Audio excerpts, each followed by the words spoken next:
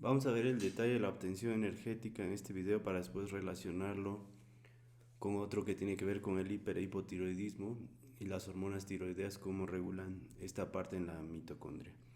Aquí vemos una y la clásica membrana externa en color verde, la membrana interna en color morado, formando estas invaginaciones o crestas para aumentar esta superficie, ya que es aquí donde es rico en moléculas en dos partes principales, la que llamamos cadena de transporte de electrones y la ATP sintetasa, que está repleto de ATP sintetasa para obtener esta energía química en forma de moléculas de ATP. Este espacio que hay entre lo verde y lo morado es el famoso espacio intermembranoso. También aquí entre las crestas se ve este espacio intermembranoso que es más ácido respecto a la matriz o más positivo respecto a la matriz porque tiene más protones, menos protones, y veremos cómo se conserva este equilibrio, y es aquí donde sacamos esta cantidad de energía para obtener para todas las funciones del cuerpo, y por eso que un hipotiroideo piense más lento versus un hipertiroideo y cómo todo esto se regula. Ahora vamos a analizar en detalle estas dos membranas, la externa y la interna. Recordar nada más otra parte importante, que este viene siendo el final de todos nuestros alimentos. En el citosol, por ejemplo, está el ciclo, el ciclo de Ender-Meyerhof, que viene siendo la glucólisis para pasar la molécula, por ejemplo, el ácido pirúvico o los ácidos grasos a esta matriz, que es aquí donde se lleva a cabo el ciclo de Krebs. Y vamos a obtener dos moléculas importantes, que es la nicotinamina adenina dinucleótido, pues el famoso NAT con H, que es el hidrógeno, donde va contenida esa energía en el protón y el electrón del hidrógeno, que a final de cuentas vino del sol al energetizar el sol esta parte en las plantas a través de la fotosíntesis. Los animales comen plantas, nosotros nos comemos a los animales, o nosotros también comemos directamente las plantas. A final de cuentas, toda esta energía que vamos a ver aquí viene desde el sol, y como el sol, por eso le dicen un dios, y cómo es que mantiene vivo este planeta. Porque nosotros pensamos que esta energía es de la comida y realmente es del sol. Y el sol directamente las plantas la convierten a glucosa, y esa glucosa es la que nosotros obtenemos. Entonces la energía, por eso decimos que la conocemos a través de sus manifestaciones y que es la misma, solo que se transforma. Por ejemplo, de la energía lumínica a energía de movimiento rotatoria a energía química. Y aquí vamos a ver algo similar, ¿no? Esta rotación de la molécula que llamamos ATP sintetasa, como rota para pegar enlaces del ADP al ATP y formar la molécula final de ATP. Y lo podemos ver de muchas formas, por ejemplo, venenos que dañan o lesionan la cadena respiratoria aquí en esta membrana, pues por eso muere un ser vivo, sobre todo hablando en el nivel de eucariotes hacia arriba, que es lo que poseen estas, incluyendo algunas bacterias, tienen una molécula parecida al ATP sintetasa, que es lo que mueve su flagelo a través de este flujo de protones. O sea, todo esto tiene mucha relación con otros seres vivos también, y quedó perfectamente demostrado también en la tormenta de Estados Unidos, donde cayó de sorpresa y muchos se quedaron varados o congelados en sus carros en esta pequeña población, ya que estas reacciones requieren una temperatura óptima para actuar también estas enzimas, estas proteínas. Así es que todo esto tiene gran relación con las funciones energéticas. Un hipotiroideo, una crisis grave, se puede morir incluso de la hipotermia por esta razón, ya que sus hormonas tiroideas no controlan adecuadamente este equilibrio que hay entre la producción de calor y obtención de energía. Ahora vamos a ver en detalle estas dos membranas. En color verde seguimos viendo la externa, en color morado la interna con sus crestas, como aquí da vuelta y se invagina, lo mismo de este lado, y este espacio también es este mismo espacio intermembranoso. Aquí también va a estar lleno de protones. Este es el citoplasma. El oxígeno difunde hacia acá para ser, como dicen aquí, el último aceptor de electrones, aunque aquí también hay un átomo de cobre que no me meteré en esa parte, y el dióxido de carbono producido en el ciclo de Krebs difunde hacia acá para ser expelido en los pulmones. Ahora, aquí les pongo los nombres, aquí están los espacios, no debe haber problema. Esta es la matriz mitocondrial, aquí se está llevando a cabo el ciclo de Krebs, y aquí es donde van a terminar las moléculas de NAT y FAT, Y sobre todo, estos se llaman complejos 1, 2, 3, 4. Entre ellos está la coenzima Q, también llamada ubiquinona, o el citocromo C, este mismo que vimos en el video de apoptosis. Estas dos que acabo de mencionar, por ejemplo, esta sí es una proteína individual, esta también. Sin embargo, todas estas son proteínas o complejos a la ATP sintetasa, también le dicen complejo 5, porque cada color que ven es una proteína diferente, es decir, son muchas proteínas formando este complejo. Lo mismo para este alrededor de más de 40 proteínas hay aquí lo representamos como aparentemente fuera una sola, pero lo importante de esto, como su nombre lo dice, es NAD deshidrogenasa, es decir, le va a quitar el hidrógeno a la molécula NAD que obtengamos del ciclo de Krebs aquí. Y ese hidrógeno está constituido por un protón y un electrón. El electrón lo va a hacer fluir por aquí y esa energía liberada se va a utilizar para bombear los protones, el protón de aquí del hidrógeno hacia el espacio intermembranoso, para después volverse a unir acá con el electrón y media molécula de oxígeno y formar agua, o bien para que esos protones caigan por aquí, hagan girar esta parte, tal cual como en las bacterias, y esta parte es lo que va a formar el ATP. Por eso se llama NAD deshidrogenasa. Entonces, complejo 1, básicamente los que bombean protones están atravesando toda la hemicapa, o son el 1, el 3 y el 4 los que bombean protones. En cambio, el complejo 2 no bombea protones, ni las coenzima ni el citocromos, pero sí me sirven como un cable molecular, ya que están constituidas, son proteínas que contienen muchos grupos de hierro, ya sea en forma de azufre hierro o en forma de citocromos. Por eso también van a ver que se llaman citocromo C, citocromo oxidasa, citocromo reductasa. Este también lo van a ver como BC1, es decir, un citocromo que tiene un grupo M, así como la hemoglobina, y tiene hierro. Ese hierro, recuerden que está en forma de férrico y ferroso, y está pasando constantemente, y es como los electrones brincan de un estado a otro, y el hierro no pierde su estabilidad en estas proteínas. Por eso son complejos que tienen muchas proteínas formadas por grupos M o citocromos, o en forma de grupos azufre, hierro para transportar estos electrones. Por eso van a ver que los bioquímicos hablan de un potencial de redox, que no es más que proteínas. Dijimos, si este complejo está constituido por casi 47 proteínas, algunas de estas proteínas tienen, vamos a decir, un menor potencial redox, pero cada vez que nos acercamos hacia acá, el potencial aumenta. Así es que vamos de un estado de menor afinidad para el electrón a un estado de mayor afinidad, y el oxígeno viene siendo el lado positivo. En cambio, acá el primer átomo de hierro de esta proteína, no de esta, sino de esta, es la primera. Esto tiene que ir en orden exactamente, por eso es de baja afinidad a alta afinidad, o de más negativo a más positivo. Dijimos, el oxígeno es el positivo.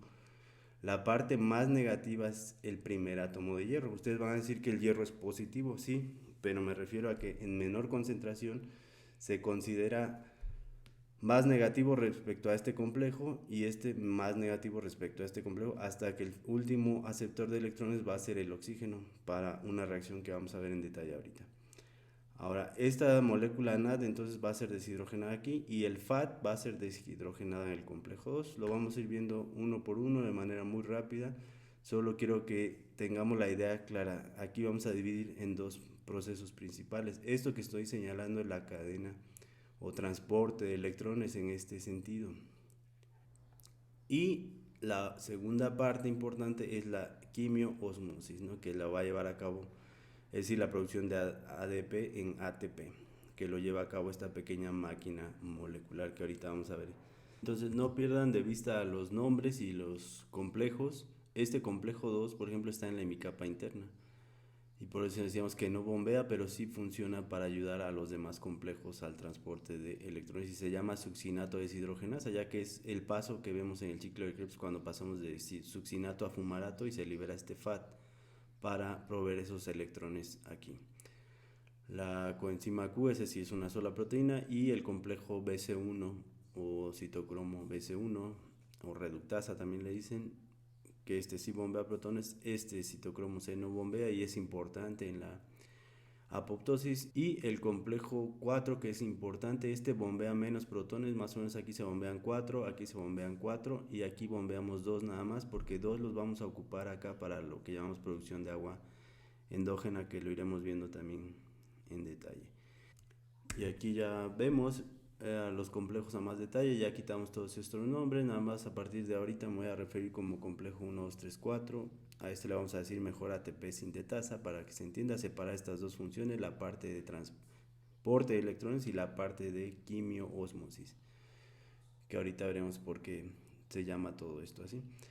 La coenzima Q y el citocromo C son intermediarios y aceptan, por ejemplo, estos se mueven entre los lípidos igual que las demás, pero estos pueden aceptar electrones, la coenzima Q, por ejemplo, del complejo 1 o del 2, estos vienen del FAT y estos vienen del NAT.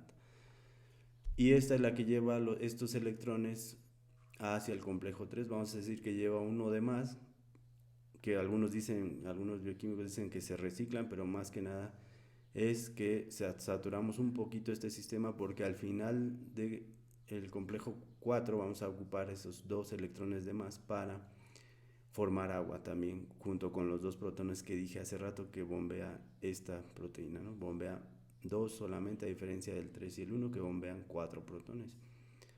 Ahora el citocromo C también viene siendo un intermediario que transporta los electrones del 3 al 4, al final de cuentas pues lo que decíamos de los centros redox en estas proteínas, así es que lo podemos ver de que los electrones van a fluir de una carga más negativa, por decirlo, aunque el hierro es positivo, pero en el sentido que lo dije, a la más positiva, de menor afinidad a mayor afinidad para electrones. Por eso decimos que van saltando de centros en centros redox, hasta de menor potencial a mayor potencial de afinidad, no confundir con el potencial de acá de diferencia de concentración de los protones.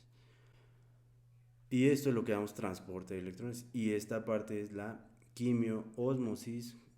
Ahora vamos a ver en el siguiente esquema del detalle. Estamos en el complejo 1, aquí ya vemos el NAD producido en el ciclo de Krebs, y este NAD le vamos a quitar este hidrógeno. Este pelota azul y roja representan al hidrógeno, es decir, este es el hidrógeno y la molécula amarilla es el NAD sin H, es decir, aquí ya los vamos a separar, reducimos el NAD y separamos al hidrógeno, lo separamos en electrón y en protón. El protón se viene para acá a la matriz mitocondrial, y el electrón va a entrar a este complejo, como decíamos, de menor afinidad a mayor afinidad por estos centros redox, y va a ir saltando el electrón. Este paso de flujo de electrones, pues vamos a llamar, es lo que libera energía, y esa energía la ocupamos para subir protones, tal cual como lo haríamos de una cisterna que está enterrada en el suelo a el tinaco de la azotea, por ejemplo.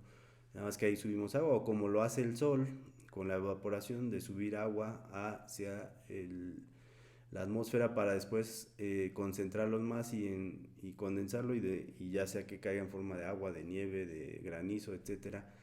Y así tal cual como una planta hidroeléctrica, ese agua de una cascada o de una lluvia la aprovechamos para hacer mover una máquina, que es la ATP sintetasa. Entonces este es el chiste del flujo de electrones, separar. Por eso decíamos, la energía está contenida en ese hidrógeno, en el electrón y en el protón, que es lo que viene originalmente del Sol. Entonces vamos al siguiente paso. Aquí ya vemos todos los complejos, estábamos aquí.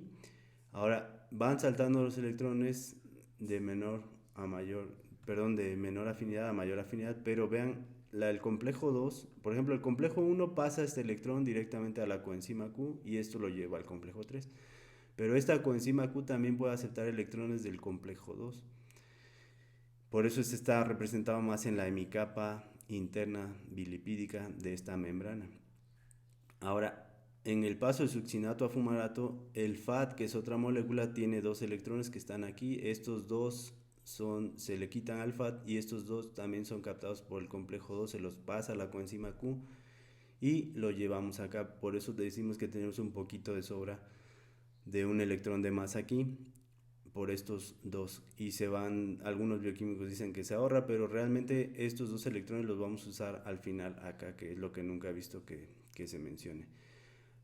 Ahora, este flujo, vean otra vez aquí hace la misma función. Noten cómo el complejo 2 no bombeó protones. Por eso las tres flechas que están representadas 1, 2 y 3 son los complejos que sí pueden bombear protones. El complejo 2 no, pero ¿en qué contribuye? En ayudar, dicen, a estos dos, pero ¿en qué los ayuda? En el sentido de que aumenta este flujo de electrones. Y ya decimos que al fluir electrones obtengo energía para subir estos protones al espacio intermembranoso.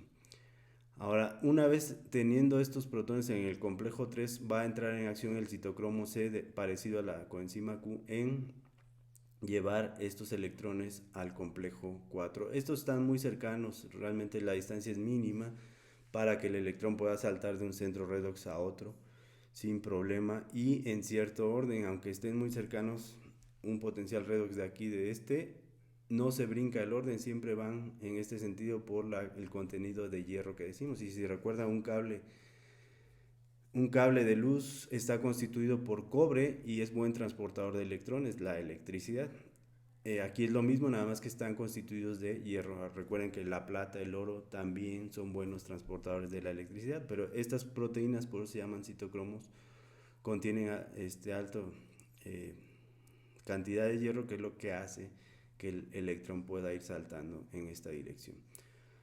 Llegamos al complejo 4, que este sí bombea protones, pero bombea menos porque vamos a usar dos aquí al final, que ahorita lo veremos. Entonces, en resumen, esto es el transporte de electrones que libera energía para subir protones en el complejo 1, en el 3 y en el 4 y aumentar la concentración en el espacio intermembranoso.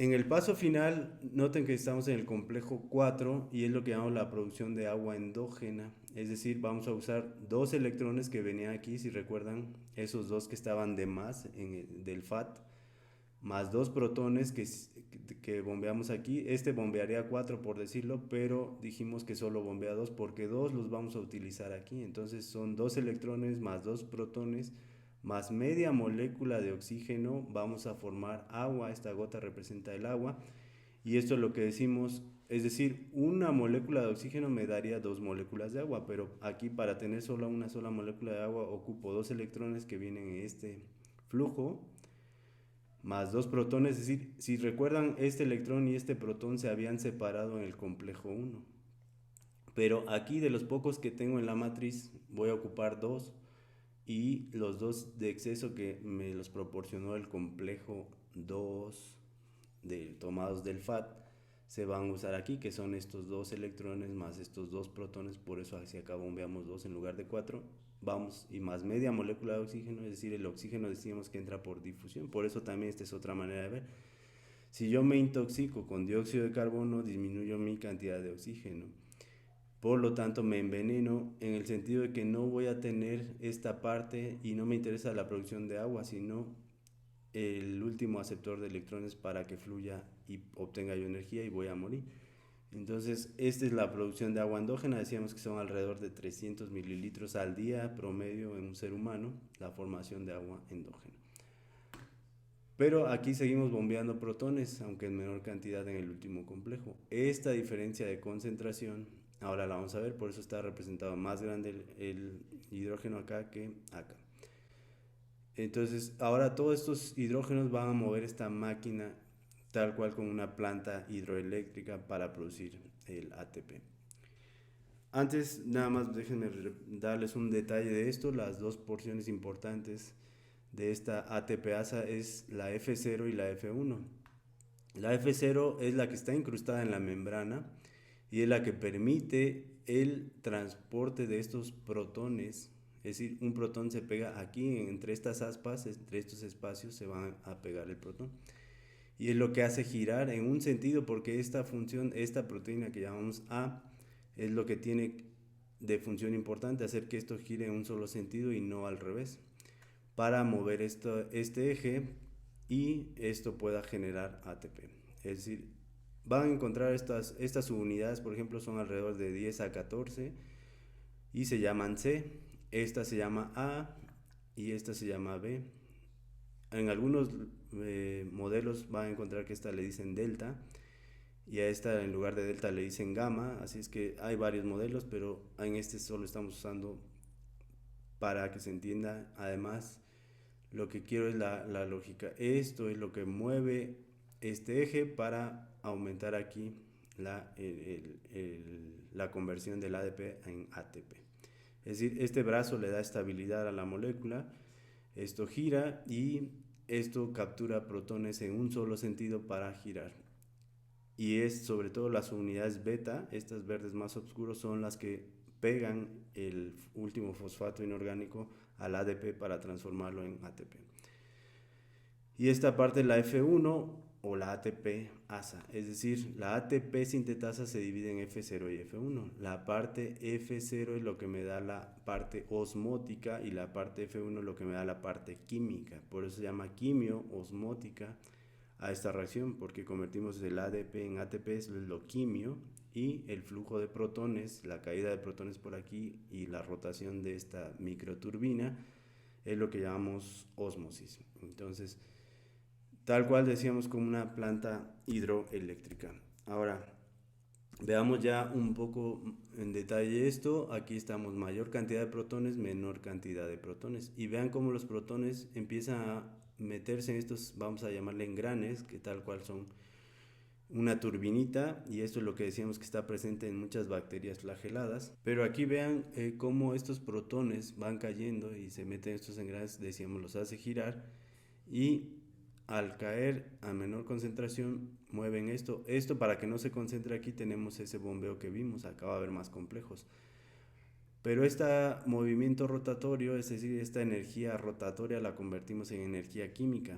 Si recuerdan una planta hidroeléctrica, la lluvia, que viene siendo el agua, hace girar la turbina. Esa energía de movimiento cinética la convertimos en energía eléctrica. Por eso planta hidroeléctrica, aquí es lo mismo, pero en lugar de agua son protones, y en lugar de eléctrica convertimos en algo químico, ¿no? Quimio-ósmosis.